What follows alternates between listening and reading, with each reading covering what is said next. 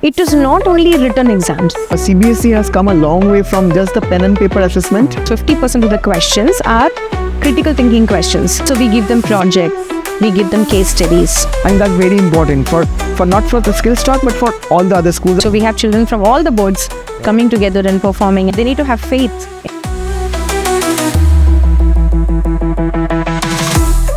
Hello everyone, welcome to another episode of Chalk, Dust and Untold Stories, a podcast where we dive into unseen, heartfelt and inspiring moments from the world of education. I'm really sorry for the delay. I know you have been waiting for a long time because we have missed, I think, 2 weeks because we have this amazing festival called Sangam. If you haven't got the updates, go to Instagram and follow our page Skillstock International School to get all the updates there. So today in this episode, let's welcome our CBSE Primary Coordinator, Miss Vishy Jayanth. Welcome to the podcast, ma'am. Welcome, Mr. Stork. How are you doing, ma'am? I'm doing great. So, you have been a mentor, a teacher, and a coordinator now. So, how did this journey begin? So, my education has been in multiple boards since my childhood. So, I've studied in matriculation board. I've studied in the CBSE board. I've also studied in PUC board in Karnataka. And then I went on to America to pursue my higher education there.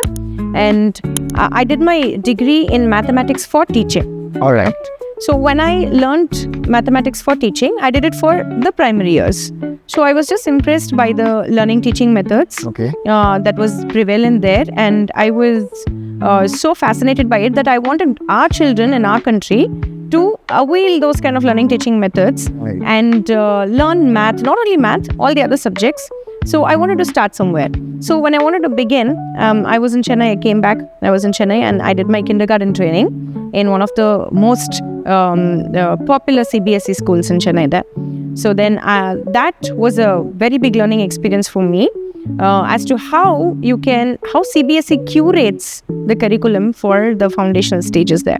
So that's how I wanted to get into primary education.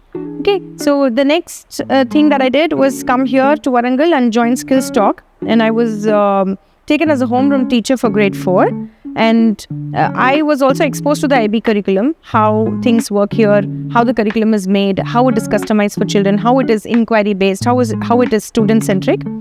But then I always had this notion of rootedness in our culture, which CBSE exactly delivers.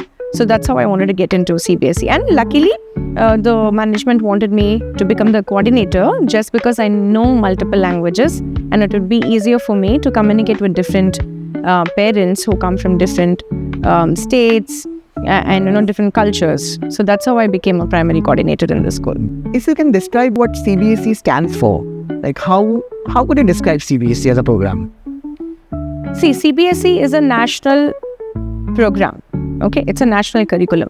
Now, when we say national, there's so much of diversity here, right? With so many states and so many different languages and so many different cultures.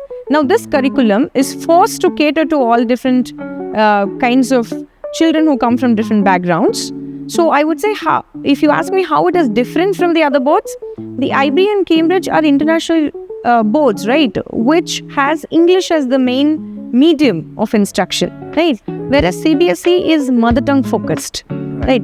Now it wants the child to critically think not only in English but also in their regional languages. So there is a lot of emphasis on mother tongue support, and the curriculum is well structured, and it is progressive. So whatever is taught in grade 1, if you see the grade 2 curriculum or the syllabus that is there in grade 2, it is on the progressive note. Right. So it tells you that a child who is learning, let's say, two-digit addition in grade 1 has to also add the same thing but using the carryover methods. So it's always progressive. All right. So many parents have this perception of the CBSE is too theoretical or too exam-centric. Now, what would you give advice to those parents who have this kind of perception?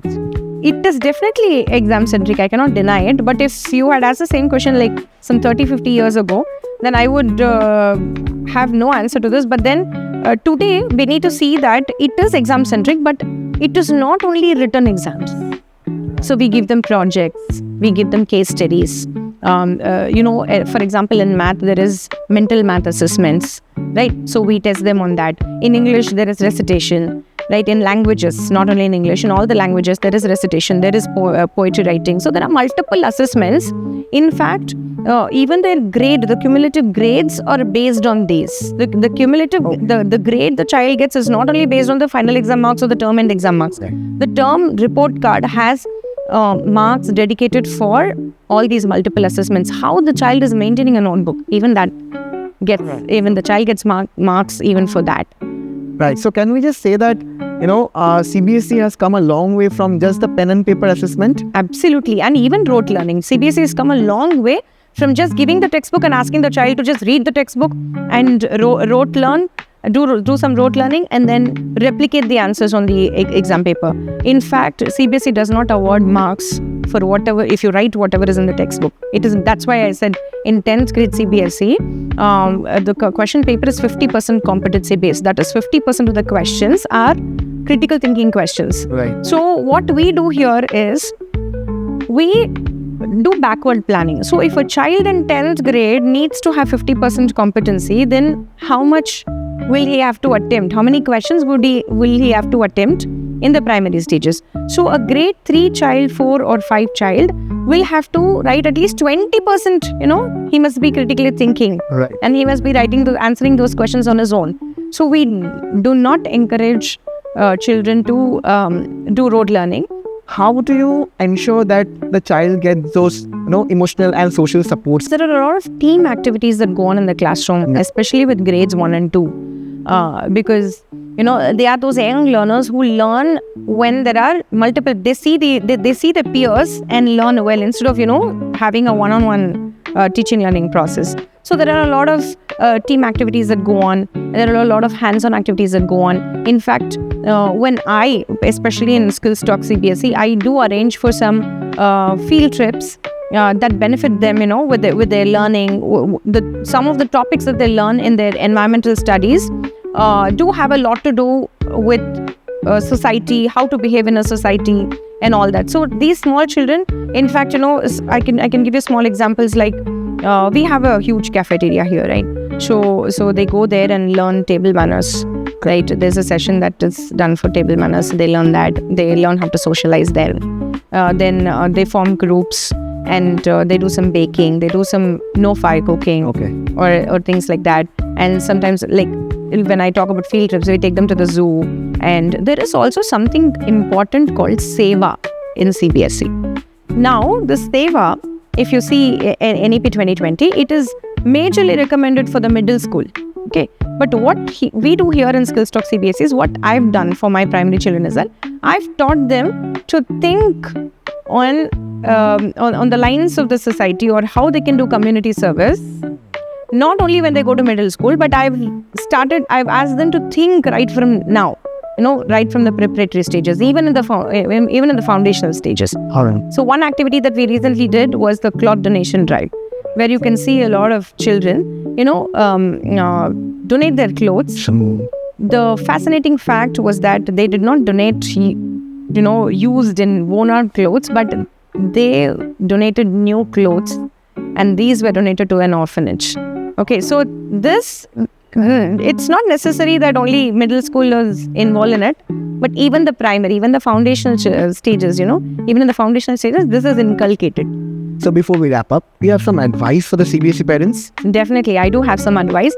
I want them to not think of CBSE as a curriculum where there's just focus on writing, there's just focus on exams, but they need to understand that CBSE is a curriculum that has a lot of academic depth, cultural grounding, as well as, global exposure. Okay, so CBSE is paving way for children to become global citizens and global leaders. So if I need to quote a two, I would say Sundar Pichai, right? He was a CBSE student, right? So we need to think of CBSE as a curriculum that caters to diverse cultures and diverse mother tongues. So the parents need to know that children who study in CBSE are going to be extremely competent in the future, especially in the next 10 years. So they need to have faith in our national curriculum and trust the process that the NEP says. Thank you so much, Ms. Vishy, for enlightening us and giving us so much knowledge about CBSE. And I think our parents, our viewers especially, have enjoyed a lot.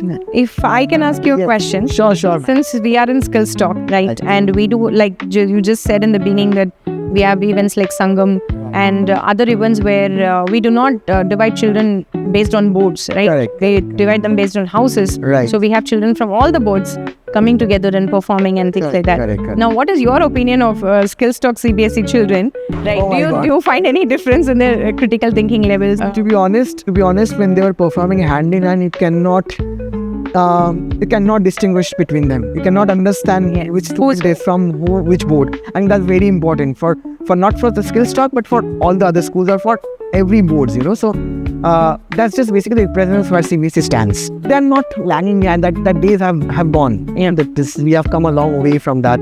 The information which you have given in this podcast, that will help us a lot to understand what actually goes on inside CBSE. So thank you so much everyone for watching this podcast. I think you have enjoyed a lot just like me, and you have got to learn so many things. So until next time, keep learning, keep growing, and keep watching Chalk, Dust and Untold Stories. Thank you so much guys. Take care.